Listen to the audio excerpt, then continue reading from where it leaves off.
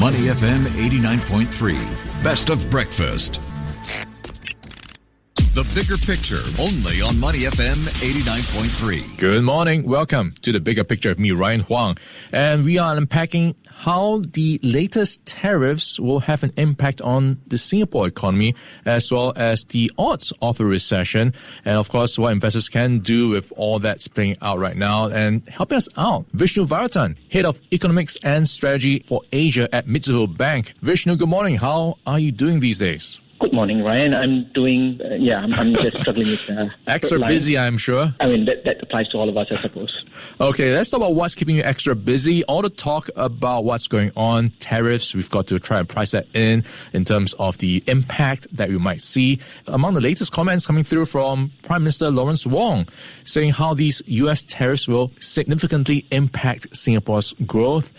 He said Singapore may or may not go into recession this year. What's your call? Where do you sit on the spectrum? Right on the fence with PM Wong, and primarily for two reasons. One is, even though at face value, Singapore is in the so-called good basket, where we were only subject to, and I use the term only very loosely here, only subject to 10% tariffs. The fact is, Singapore is a really small and open economy and subject to a lot of supply chain shocks and all the intra-Asia reverberations, in which case the rather heavy tariffs laid on Asia, I think, will be a very big threat and a risk factor. And add to that, China being really at the receiving end, not only getting the large tariffs, but also getting counter-retaliation tariffs amounting to a total of 104% tariffs, means that the potential for trade shocks can be very large. But for now, there's hope yet that there will be some negotiations, they'll be dialed back.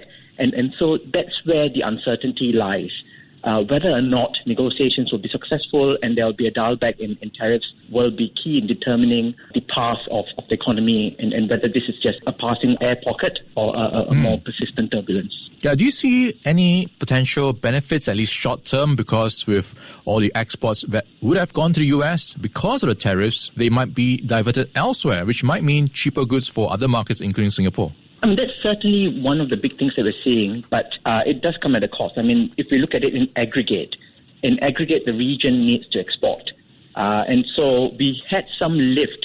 In fact, some of our past data might be flattered by the U.S. front-running tariffs and so exporting more. And that leaves us with two things here. One is, you are absolutely right. If China were to divert, as we expect it will, its spare capacity, excess capacity, that means we'll get a lot more cheaper goods. That's going to bring down inflation risks. That's going to be some benefit to consumers.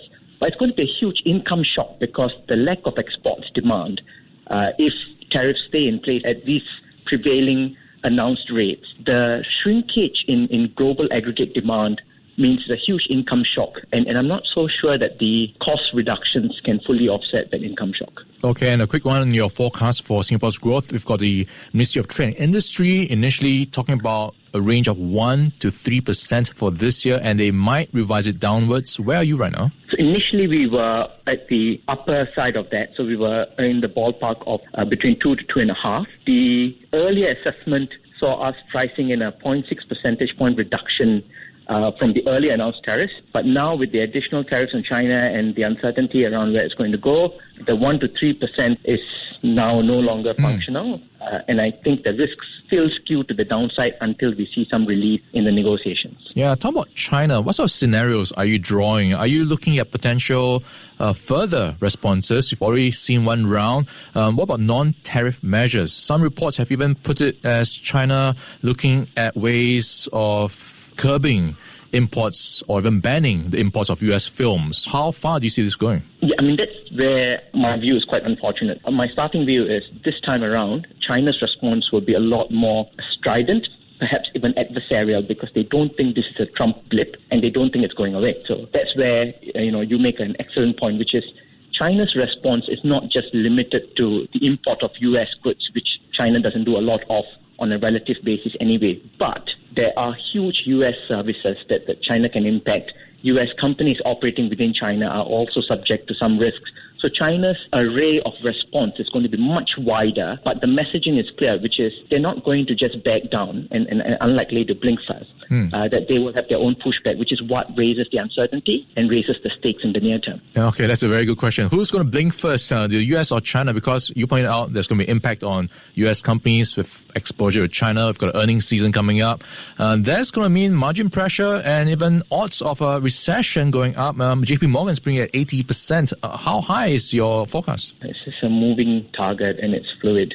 But the broad agreement is the rising risk. Every day that passes that there's no negotiation and these tariffs are not dialed back, these risks rise, and they're not symmetric, which is to say, even if belatedly we take them off, we might have already stumbled because of the holdback in investments, so on and so forth. So if neither party blinks, chances are we are all going to tear from it. So that's the tragedy of it. All right, we will see how that plays out. And in the meantime, investors are trying to find shelter. Typical safe havens come to mind. You have the Japanese yen, gold.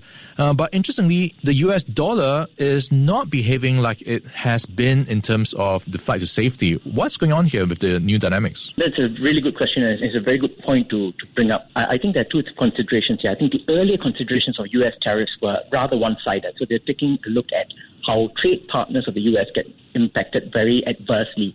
So you get all the trade partner currencies, euro included, renminbi, so on and so forth, falling hugely. So the dollar was very much stronger.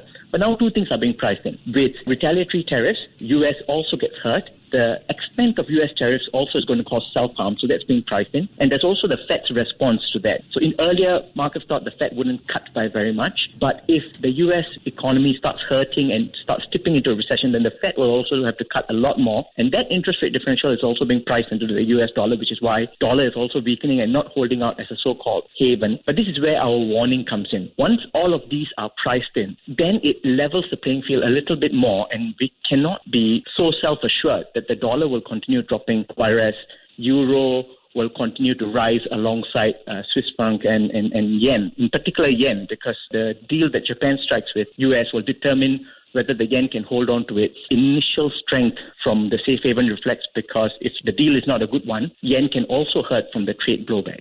Now, of course, we're watching the yen because they are set to also hike rates, so a couple of tailwinds for it. We are looking at the Fed coming up with more meetings. Some markets are pricing in 4 rate cuts this year. Where are you right now when it comes to the forecast? Prior to all of this happening, we were already at 5 rate cuts as at late last year. So we were calling for 5 rate cuts, but back-ended.